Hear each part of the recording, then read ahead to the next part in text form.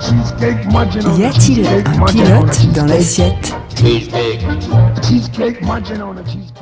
Anne, bonjour. Bonjour Charlotte, bonjour à tous. Aujourd'hui, on parle du sandwich, du sandwich. Un mot qui est quand même un peu bizarre. Mais oui, tout à fait. Alors, d'où vient-il ? L'anecdote, c'est que ça viendrait d'un lord anglais, Sir John Montagu, comte de Sandwich. Sandwich étant un ancien port important du Moyen-Âge anglais. Le mot vient du vieil anglais sandwicher. J'ai horreur des mots latins. Ou sandwicher, je ne sais pas. Qui signifie port sur le sable, sandwich. Voilà. Ah, mais il y a de la poésie derrière ce mot. N'est-ce pas ? Donc, l'anecdote romanesque raconte que le comte Sir John Montagu était un grand joueur et qu'il jouait des parties qui finissaient tard dans la nuit. Donc, pour ne pas s'interrompre, il a demandé à son cuisinier un repas simple, rapide, qu'il pouvait consommer sur place, sans assiette ni couvert et sans mettre partout après ses petits doigts. Et donc, son cuisinier lui a fait un encas de 2 tranches de pain avec de la viande froide et du fromage qui lui ont laissé ses petites mimines toutes propres, lui ont permis de continuer ses parties jusqu'au bout de la nuit et qui a permis de lancer cette mode. Ça, c'est une belle histoire, hein. N'est-ce pas ? Donc là, c'est la version romanesque. Le plus probable, c'est que le comte de Sandwich, qui occupait des fonctions gouvernementales, consommait sur le pouce un peu de pain garni de viande directement à son bureau, où il passait le plus clair de son temps, ce qui était d'usage à l'époque chez les diplomates, les hommes d'affaires. Ils restaient à leur bureau pour éviter la coupure déjeuner et ils consommaient des aliments froids. Et ce serait de là que viendrait la fameuse assiette anglaise plein de petits trucs froids, de viande froide, etc. Et ça viendrait donc du Moyen-Âge, le sandwich? Eh ben non, probablement encore plus lointain, à dire vrai, parce que les Grecs consommaient déjà du pain fendu ou tartiné en surface d'ingrédients selon l'occasion, la disponibilité des produits et les moyens. On allait retrouver des olives, de l'ail, de l'oignon, des légumes, du fromage, des fruits, de la viande ou du poisson. Au Moyen-Âge, le sandwich vient du fait qu'on n'avait pas d'assiette et que couramment on utilisait une épaisse tranche de pain qui servait à déposer des ingrédients, viande ou légumes par exemple. Le pain pompait la sauce, le jus, mais c'était généralement pas consommé par les maîtres. Alors surtout quand on mettait de la viande dessus, c'était vraiment un plat de maître.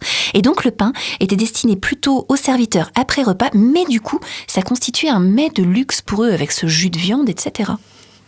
Mais ça va devenir populaire un peu plus tard, j'imagine. Oui, absolument. Sous la forme du sandwich, c'est vraiment avec Lord de Sandwich, j'ai oublié de relever l'époque, vous ne manquerez pas d'aller y chercher. En France, ça devient courant à partir du début du 19e. Dans les années 30, 1930 par la suite, il va devenir très populaire auprès des travailleurs qui le consomment pendant leur pause déjeuner. Ben oui, c'est pratique. Et l'usage est élargi ensuite à l'ensemble des classes sociales après 1945. Voilà, vous saurez tout de l'histoire du sandwich qui ne date pas d'hier en fait. Hein. Et oui.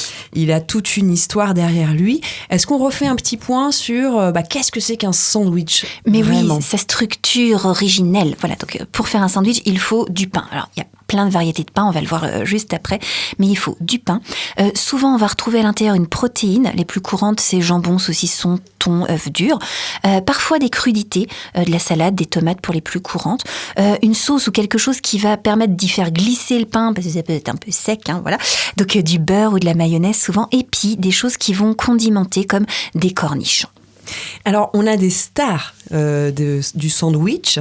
Il y a des recettes vraiment classiques. Mais oui, même classiquissime, dirais-je. On a le parisien qu'on appelle aussi le jambon beurre. Donc là, il n'y a pas plus simple. Et c'est pourtant le plus vendu, le plus populaire. On a le croque-monsieur aussi, qui est un sandwich chaud d'origine française. On va lire en 1891 dans la revue Athlétique. Il est tard et nous avons grand faim. Que faire pour le déjeuner ? Le jambon devient monotone à la longue. Le diplomate, qui est un peu gourmand, en quoi il ressemble à Talleyrand, a une idée. Faisons des croque-monsieur. Vite, le pain à toast, le beurre, le fromage de gruyère, le jambon, un peu de poivre de Cayenne et à l'œuvre. L'un coupe, l'autre beurre, le troisième réunit le tout en sandwich que Vincent fait sauter dans la poêle. Ils sont exquis, les croque-monsieur.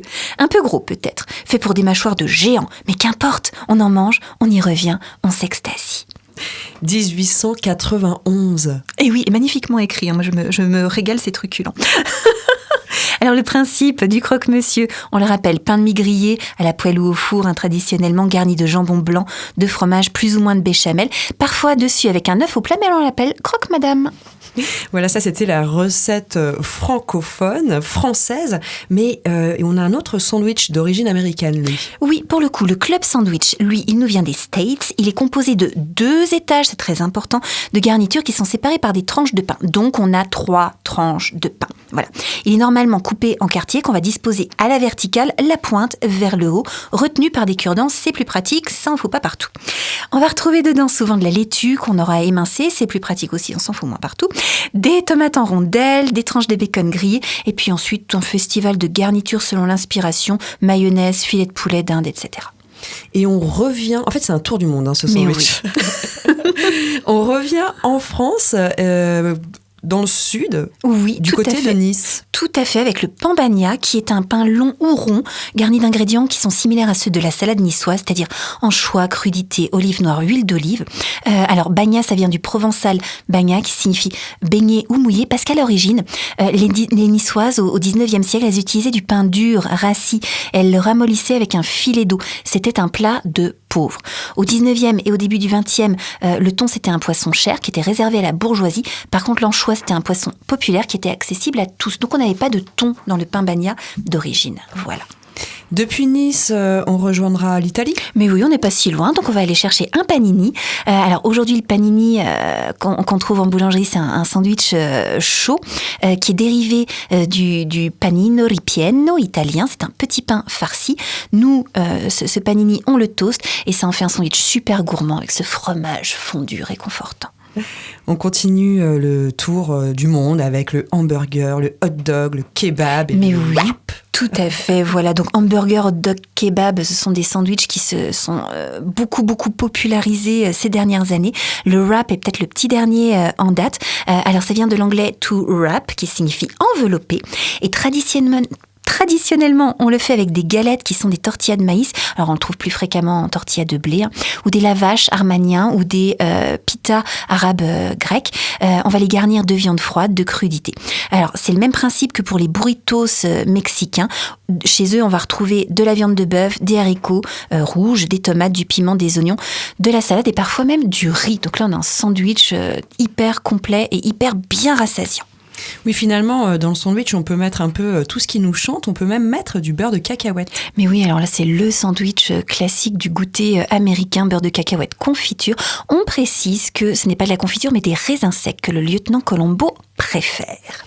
Et on va finir par une petite originalité. C'est le sandwich cake. Alors, sandwich cake, moi, je croyais que c'était une invention récente. C'est une sorte de pain surprise, mais qui est en réalité d'origine scandinave. Pardon pour la prononciation, je vais le faire à la française, qui vient du smorgastarta. Alors, ça, je pense que c'est smorgastarta, parce qu'il y a une histoire de tarta ou de tarte ou de gâteau. Je pense que tarta doit vouloir dire gâteau. Qui est un sandwich gâteau, en fait, avec plusieurs couches de pain blanc qu'on va garnir d'une garniture crémeuse entre chacun d'eux. C'est un peu comme le principe du pain surprise, sauf que là, toutes les couches sont collées les unes aux autres. Et ensuite, on va masquer avec un glaçage qui peut être fait tout simplement de fromage frais ou, soyons fous, de mayonnaise. Voilà, et décoré comme un gâteau sucré, mais avec des rosaces de crudité, des tranches, etc. Voilà. Décidément, le sandwich, il a plein d'histoires, plein de recettes, plein de traditions qui lui sont attachées. Une question me taraude. Anne, est-ce que le sandwich aurait des super pouvoirs ? Alors oui, super pouvoir nutritionnel. Alors avant ces super pouvoirs nutritionnels, il y a déjà le super pouvoir d'être super pratique à emmener dans sa lunchbox, par exemple. Et il peut aussi avoir des super pouvoirs nutritionnels du moment qu'on va utiliser des bons ingrédients. Ce qui est rarement le cas quand on l'achète industriel, surtout emballé. On pense au sandwich triangle. Mais oui, tout à fait. Voilà, donc là on n'est pas sur quelque chose de ressourçant. Par contre, là, je vais vous citer Tati Lowers, qui est la fondatrice de l'approche du profilage alimentaire, dont je vous parle de plus en plus, et qui va nous dire ce qu'un sandwich maison avec des aliments ressourçants nous procure, notamment comme bonne graisse. Voilà, on rappelle en profilage alimentaire, on parle beaucoup des graisses médicinales, pharmacologiques, ressourçantes, et du coup, on peut avoir un sandwich merveilleusement nutritif si on le fait maison avec des bons ingrédients. Donc, elle nous dit Illustrons par un exemple quotidien et voyons pourquoi préparer un pain garni, alors elle est belge, elle appelle ça un pain garni, pour le bureau plutôt qu'acheter n'importe quoi au snack du coin. Prenez du bon pain semi-complet, léger rapport d'oméga 6 s'il est autre chose que pur pain blanc et s'il est produit dans le respect de l'aliment, c'est-à-dire souvent un pain au levain. Pur levain avec fermentation longue. Tartinez d'une toute bonne mayonnaise maison. À l'huile d'olive, c'est un apport d'oméga 9 par exemple. Posez une feuille de salade croquante et terminez par une tranche de jambon, en grande partie source d'acides gras saturés, mais aussi d'oméga 9 et d'un peu d'oméga 6 et d'oméga 3 s'il est bio, en tout cas s'il est de viande bien élevée, voilà, des cochons bien nourris, pas de saloperies qui vont faire des graisses sursaturées, trans ou des oméga 6 en excès. Les graisses utilisées par le snack ne sont que rarement originelles et ne permettent pas un tel panaché. Voilà. Donc si on choisit des ingrédients qualité originelle, on a nos doses de graisse magnifiques pour être bien ressourcés dans les proportions recommandées par les institutions médicales en France notamment.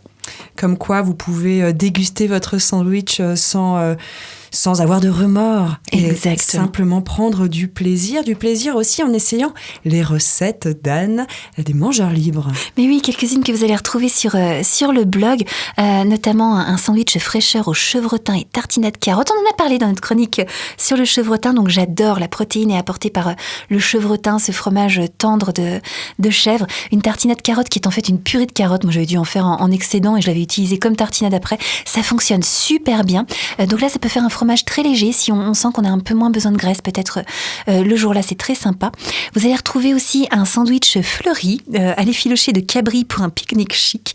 Donc j'avais utilisé de la viande de cabri, un reste de viande de cabri effiloché. Le cabri, je précise, ça a un goût de volaille, hein, c'est pas très fort, c'est pas aussi puissant du tout, enfin, ça n'a rien à voir avec la viande d'agneau par exemple, donc c'est très doux. On peut remplacer par la volaille qui est plus courante si on veut. J'avais fait un mélange mayonnaise yaourt, donc un peu moins de gras, un peu plus de protéines. Maintenant, on peut faire 100% mayonnaise quand elle est originelle, faite maison avec des bons œufs, des bonnes huiles, etc. Et puis j'avais parsemé des pétales de pissenlit qui prolifèrent abondamment dans mon jardin. Voilà. On va finir pour les recettes de sandwich du blog avec des mini sandwichs, des mini sandwichs très printaniers. J'avais appelé ça club sandwich.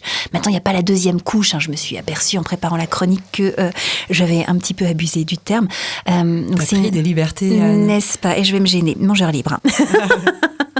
Donc là, c'est du pain de mie que je découpe à l'emporte-pièce. On peut utiliser des petits emporte-pièces tout mignons. À la Saint-Valentin, on utilise des cœurs. Au printemps, on utilise des fleurs. On fait tout comme on veut. Et pareil, je découpe des tranches de betterave cuite avec le même emporte-pièce, des tranches de concombre, etc. On rajoute du fromage frais, des graines germées. On fait un mini club sandwich tout mignon qu'on gobe en petites bouchées à l'apéritif, par exemple.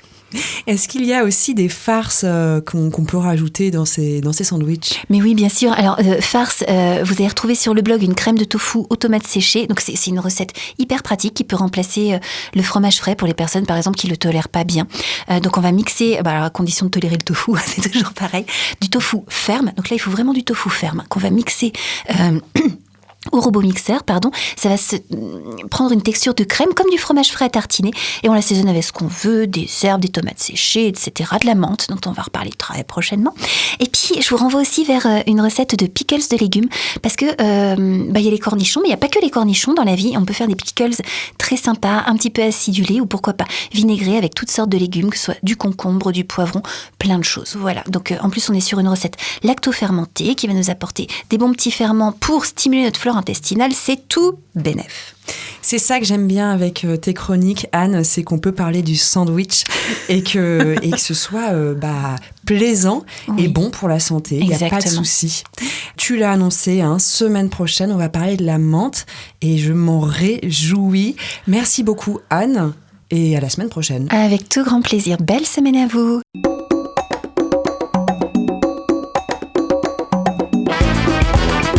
Cette chronique vous a plu ? Alors participez-y en posant vos questions à Anne-Claude à l'adresse contact@radioalto.info.